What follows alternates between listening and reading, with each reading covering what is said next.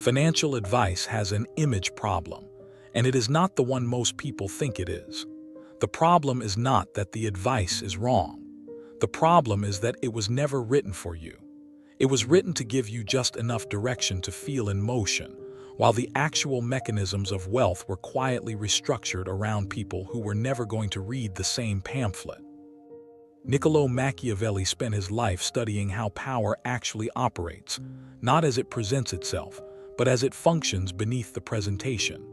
His conclusion, drawn from courts and councils and the slow collapse of republics, was this: the systems built by those in power are never designed to distribute that power.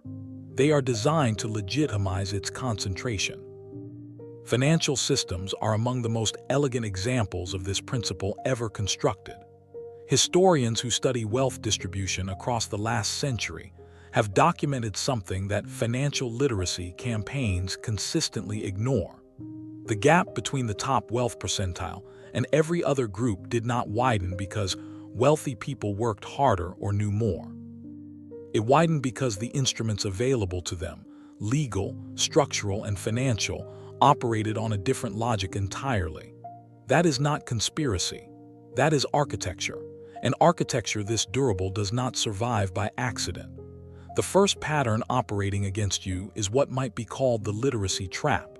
For decades, the dominant message in personal finance has been that your problem is education. You do not know enough. You have not read enough. You have not tracked your spending carefully enough, or sat through enough webinars, or built enough spreadsheets.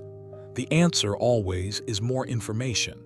Here is what that framing quietly removes from the conversation. The wealthiest people in any country are not wealthier because they have more information. They are wealthier because they have access to different systems entirely. Tax structures, ownership vehicles, equity arrangements, and legal frameworks that are not covered in financial literacy content, because covering them would expose how deliberately that content is designed to keep certain knowledge in certain rooms. The literacy you are offered is always the literacy of the employee. The systems you are never shown are the literacy of the owner. Keeping those two populations distinct is not an oversight. It is the entire point. The second pattern is the virtue debt, and it is perhaps the most psychologically sophisticated trap in the system. You are taught that financial success is a reward for discipline. That sacrifice, compounded over time, eventually settles the account. And so you optimized. You cut what made daily life feel slightly more human. You tracked the spending. You denied yourself not just luxuries, but ordinary relief from a life that was already demanding enough.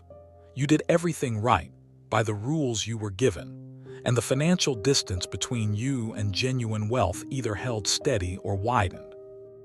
And when that happened, the system had the explanation ready. Not enough sacrifice. Wait longer. Do more. The virtue debt was never designed to be paid off because its function was never your liberation. Its function was your continued participation. Discipline, in this framing, is not a path to freedom. It is the mechanism that keeps you generating value for a system that has already decided where the returns go. The third pattern is the complexity curtain. The financial world deploys complexity the way a restricted institution deploys paperwork, not because the underlying process is genuinely difficult, but because friction is the most efficient way to thin a crowd. The instruments that build generational wealth are not complicated. The language surrounding them is. There is a precise and deliberate difference between those two things. Machiavelli observed that men judge more by their eyes than by their hands, because sight is available to everyone, but touch is available to few. Most people see the surface of wealth building and accept, without ever testing it, that it is beyond reach. The wealthy were never given that assumption. They were handed the language early, taught to see through the surface, and walked through the door while the complexity curtain remained fully drawn for everyone still outside. The curtain was never a wall. It was always a filter. Here is the moment to stop. Not to process what has been said, somewhere beneath the rationalizations you reach for every time you feel the gap between where you are and where you expect it to be, you already know this. Stop, because there is a truth that most people spend their entire working lives emotionally managing rather than confronting directly. The financial system is not failing you by accident. It is functioning exactly as designed. The discomfort you feel right now is not confusion. It is recognition. And recognition, however uncomfortable, is the only accurate starting point. The fourth pattern is the belonging cost, and this one operates at the level of identity, which is why it is the hardest to catch from inside it. Somewhere in how money was spoken about in your formation, the careful silences, the lowered voices, the specific way certain conversations were closed before they opened, a template was installed, not a belief you chose, a visceral orientation toward what kind of person you are in relation to wealth, and which financial moves feel like yours to make. That template has been running beneath every financial decision since. The hidden cost is not only the specific opportunities you did not pursue. It is the entire category of possibility you never seriously entered, because your nervous system had already quietly filed it under other people's territory. The wealthy do not simply own more. They carry a fundamentally different internal permission structure, one that was built early, reinforced constantly, and never questioned, because no one in their environment suggested it should be. The question you are left with is not whether that template is still running in you. It almost certainly is. The question is whether you are going to examine it before it makes another decade of decisions on your behalf. The fifth pattern is the liquidity illusion. The financial advice ecosystem is overwhelmingly built around encouraging you to save.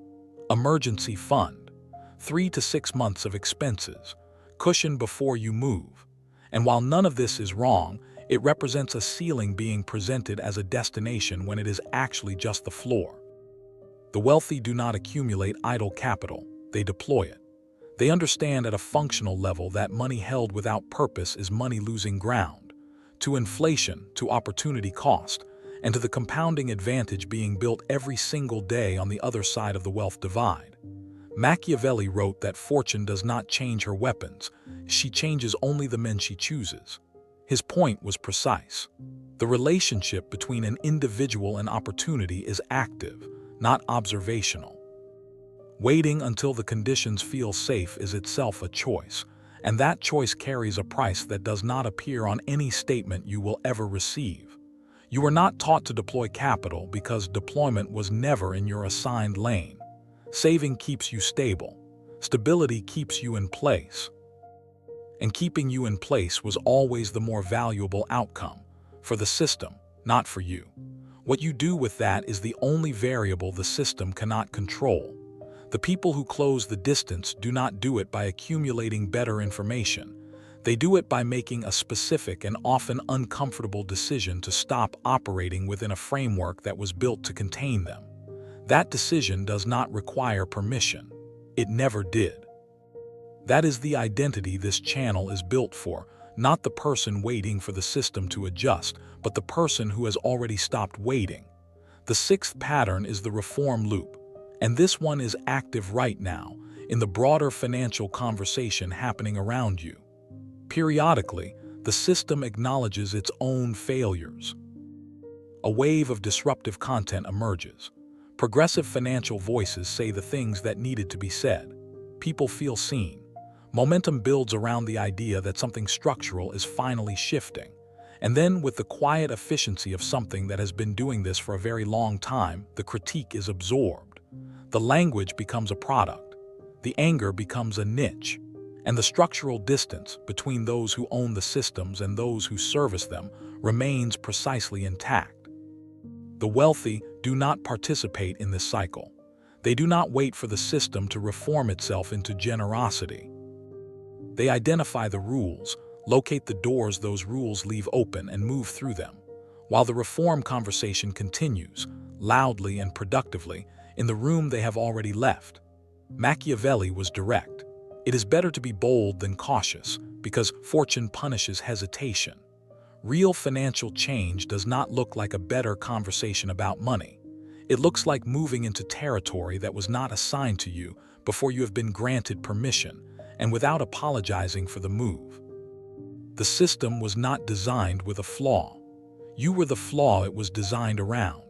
And the only people who have ever made it past the architecture were the ones who stopped asking the architecture where the exit was and started cutting their own.